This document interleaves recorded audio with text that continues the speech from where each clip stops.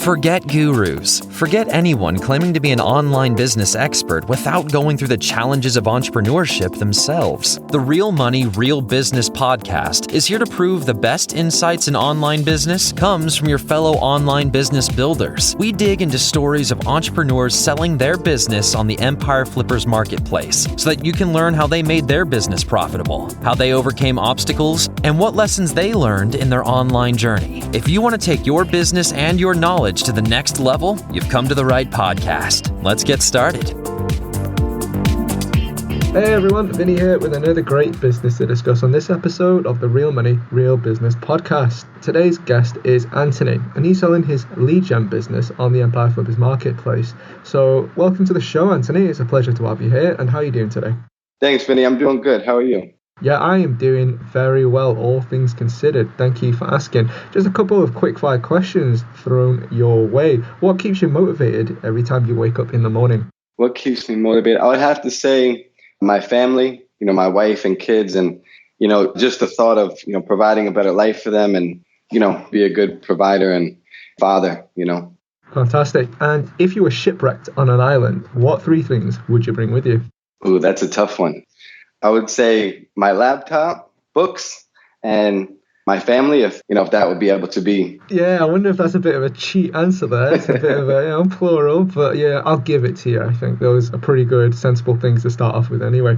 That's awesome. Hey, I'm looking forward to talking more about your business. Just before I do that, I want to go over a very brief summary for the listeners. So the listing today is a lead gen business in the medical niche. It was created in April 2015.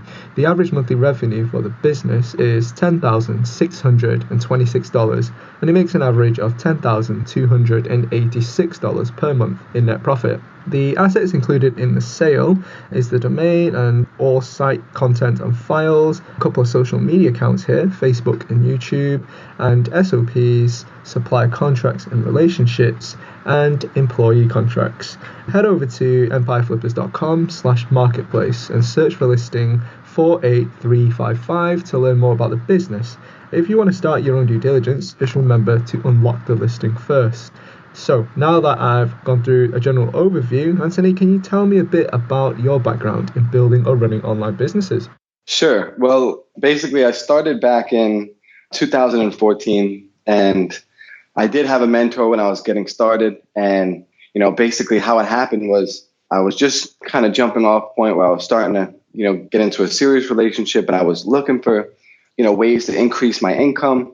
So I had a friend that I knew was doing really well, kind of like a distant acquaintance, I would say, more than a friend, but someone I knew that I could, come to and ask questions. And, I felt like I knew he was doing good. He was posting, pictures of him and his family traveling around the world, running his business. And I asked him, I said, what would you recommend that I can do to increase my income? So at the time I was an electrician, and he told me, he said, learn how to market online. He said, whether it's for local businesses. And then he gave me kind of like a short 5 bullet point of things to study.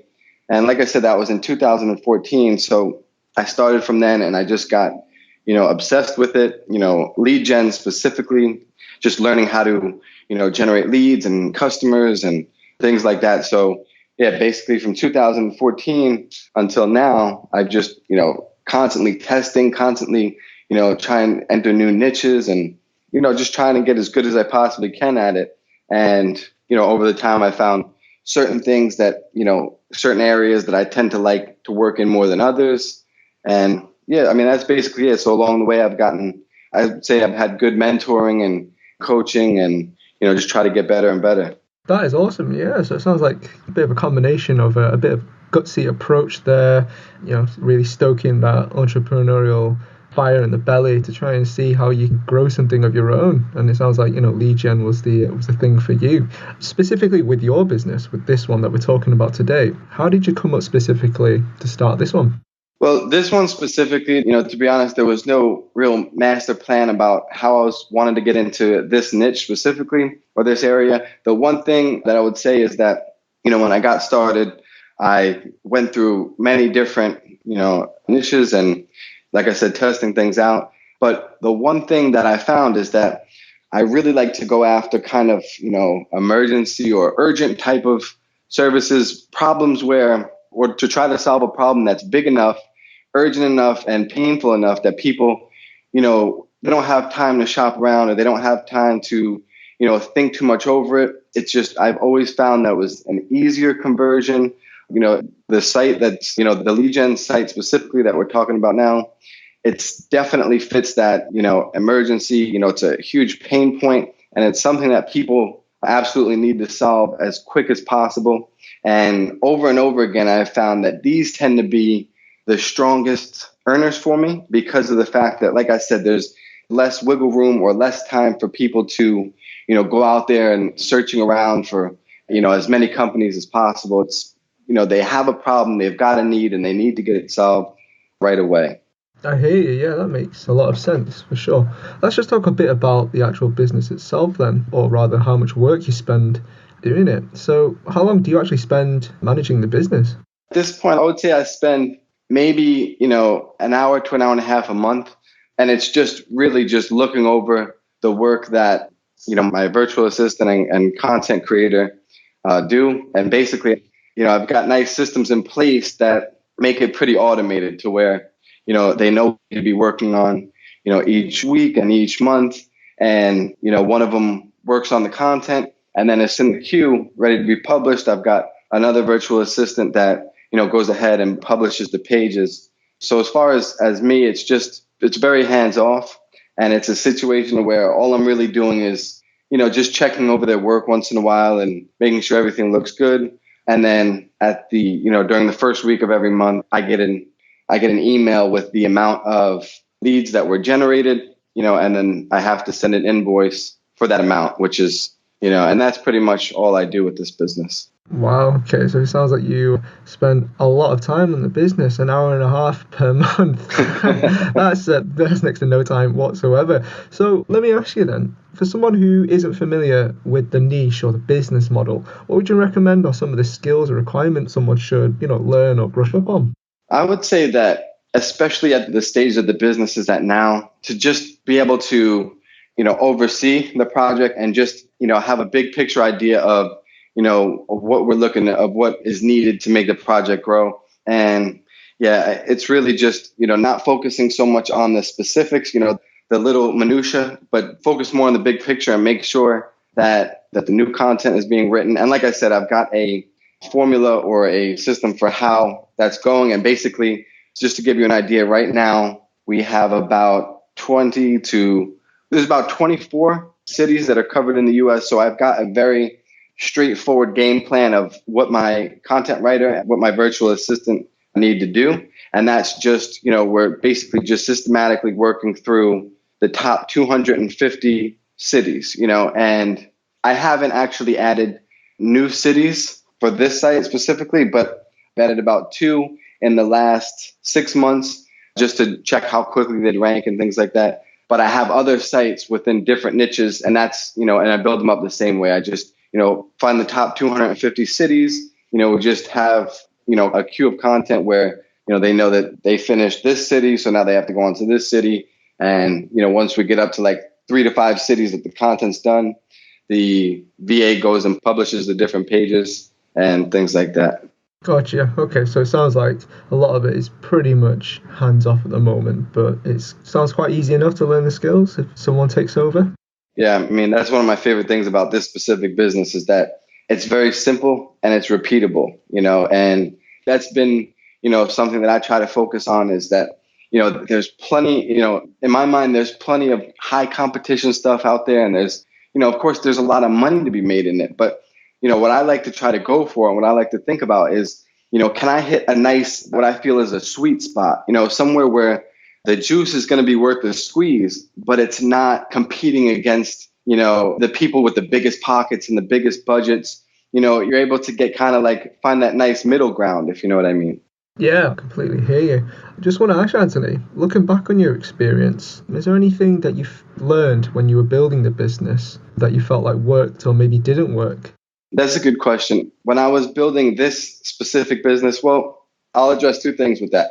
I think that in specific, when I'm building out these businesses, one approach that I really like to take and that I found really helpful is to, build about 4 or 5 of these out fully at the same time, right? It can be in different niches and different sites. And what I found is that there's always going to be a couple within those that just perform really well. And it's going to take a lot less time and effort. For whatever reason, they're just very favored by the search engines. And those are the ones that I like to build out because the projects are going to take less money. They're going to get ranked quicker and they're going to get traffic more easily, So this business is one of those. Okay. So I basically put, 5 of them at the same time. This was one of them that just, it was kind of like favored or blessed, you could say, from the beginning. And something I'll say about this specific business that I found that works the best is to, as far as the link building and the content strategy, is to just keep things extremely simple. I mean, I found that like my approach with link building is that, less is more, and that, specifically with this, like I really took my time on this project as far as link building. And I would say like the closer that you can get, like as far as like the theme of the links and the theme of the site, like even as far as like the keywords matching, right?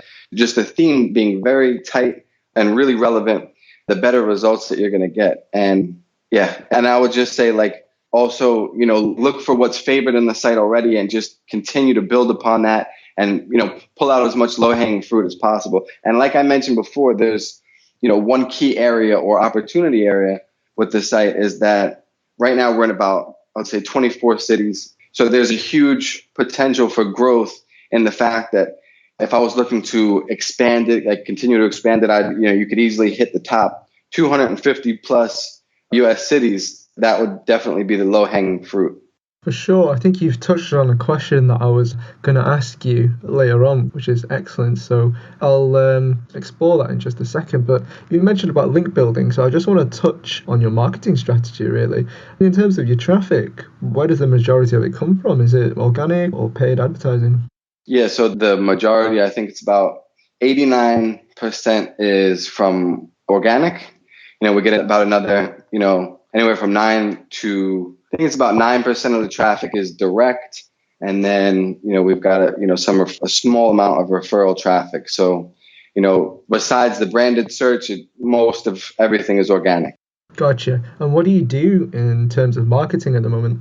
Really, I haven't done much for, as far as link building for quite a while. I would say probably at least 6 months. Sorry, I think I've built one guest post in the past 6 months or so, and it was, just about a month and a half ago.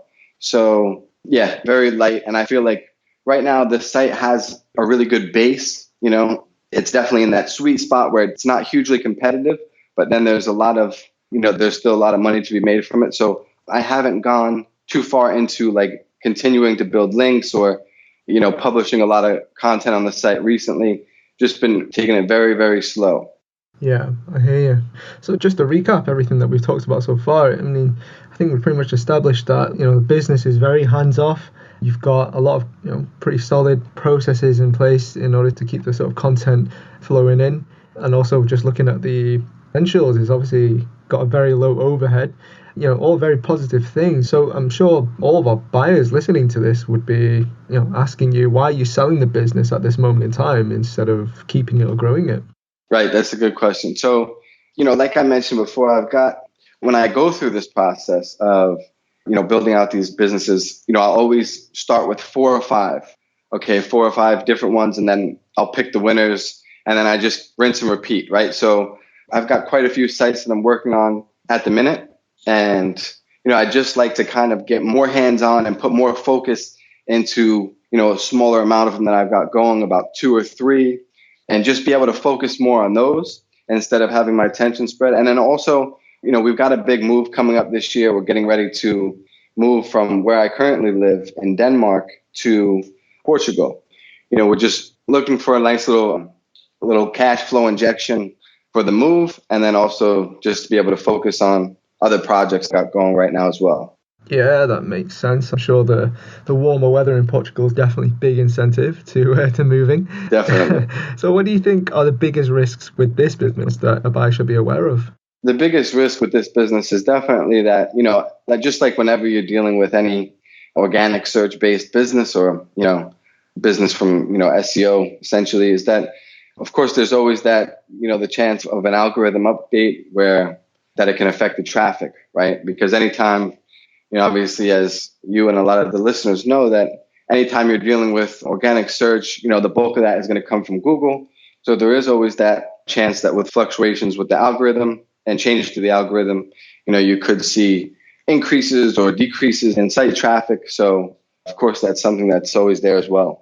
Yeah, it makes sense. I mean, you mentioned it earlier, but if you were to keep the business, you were saying about some of the ways you would grow it would be to expand the number of cities that you'd sort of target. I mean, what are the other opportunities for growth with the business? Right. So like I said, I definitely keep the same format because like I mentioned, I run, more sites than just this in different niches. So I have the same approach basically, which is just, expand over the major 250 plus, saying that I just want to hit those first, and then obviously you can continue to go on. Another big opportunity with this site is that it ranks extremely well for any of these near me kind of keywords. So, anyone that has, been paying attention to, the near me trend over the last maybe 4 or 5 years, it could even be a little longer, it knows that all these near me terms are becoming increasingly popular. And they get a ton of searches.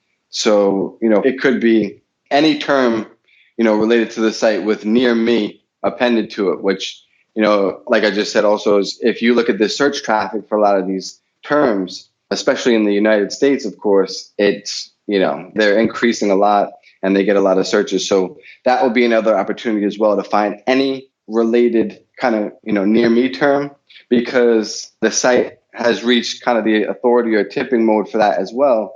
And I tested that out within the last few months where I published a couple of related pages with the near me appended to it. And, within, I would say about 3 weeks, it's ranking really good. It debuted for all these terms like bottom of page 1 or top of page 2. And then just after its own, after a little while to sit, maybe a month or so, it's, pulls right up to the, top 3 spots of page 1. Yeah, that's awesome. Thanks for that tip, Anthony. I think that's really in depth, and I'm sure that will really help the person who's going to be taking over the business. I mean, how much support are you actually offering buyers? Is it the standard 30 days of email support and Skype calls, or? Yeah, so I'm going to do that, the 30 days of email coaching with the 2 Skype calls as well. Awesome. Would you commit to a non-compete? Yes. Awesome. And are you open to negotiating something like an earnout? I'm definitely, willing to talk about things like that if it's, with the right buyer and under the right circumstance. So would definitely be open to exploring that possibly during negotiation. Excellent. So, I mean, pretty much the last question for you. Putting yourself in the shoes of a buyer, why do you think this is a business worth buying? I would say because I've really only scratched the surface as far as what, the business's possibilities. I mentioned before about how, we're in about 25 cities or, about 24. And, realistically, there's no reason why every city in the United States and Canada, can be targeted. So there's huge growth opportunity. And there's also a lot of other, low-hanging fruit. Like I said, you can scoop up all the traffic for all these near-me terms. And what I've done and the amount I've earned with the site so far is just scratching the surface if someone's, willing to put the effort into building it out, Yeah, makes sense. Is there anything else that you'd like to share that you think I might have missed? No, I think that's everything. That is great. Anthony, it's been a real pleasure talking with you. All the best with your sale. I hope it gets sold pretty soon and you move abroad is safe for you and your family. Thanks, Vinnie. I appreciate that. Right, everyone, that's the end for today's Real Money, Real Business podcast interview. So thanks for listening. If you want to learn more and see if the listing has been sold, head over to empireflippers.com/marketplace and just search for listing number 48355. If you're watching this on YouTube, make sure to click the link in the description so you can go straight to the listing, and make sure that you unlock the listing so that you can start your due diligence. Until then, enjoy your digital journey.